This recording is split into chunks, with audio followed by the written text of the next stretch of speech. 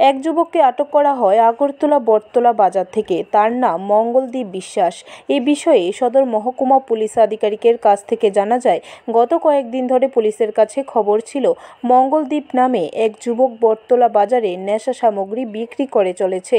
তারপর শুক্রবার রাতের বেলা গোপন খবরের ভিত্তিতে বটতলা সবজি বাজার থেকে অভিযুক্ত মঙ্গলদীপকে আটক করে পশ্চিম আগরতলা থানায় পুলিশ। তার কাছ থেকে পুলিশ উদ্ধার করে 2000 ইয়াবা ট্যাবলেট এবং 11.97 গ্রাম ব্রাউন সুগার, তৎসঙ্গে 850 টাকা নগদ আটক করা হয় তার কাছ থেকে।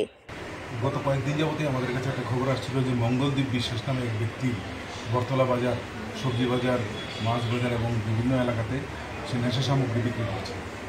অ্যাকর্ডিংলি গতকালকে পশ্চিম থানার ওসি পরিতোষ দাস এবং বটতলা ফাঁড়ি থানার ওসি শুভজিৎ দেবের নেতৃত্বে একটা টিম তৈরি করা হয় এবং রেড করা হয় এবং যথারীতি মঙ্গলদীপকে সবজি বাজার থেকে অ্যারেস্ট করা হয়। তখন তার পজিশনে পাওয়া যায় 2000 ইয়াবা ট্যাবলেট এবং 11.97 গ্রাম ব্রাউন সুগার এবং ক্যাশ 840 রুপিস এবং একটি মোবাইল।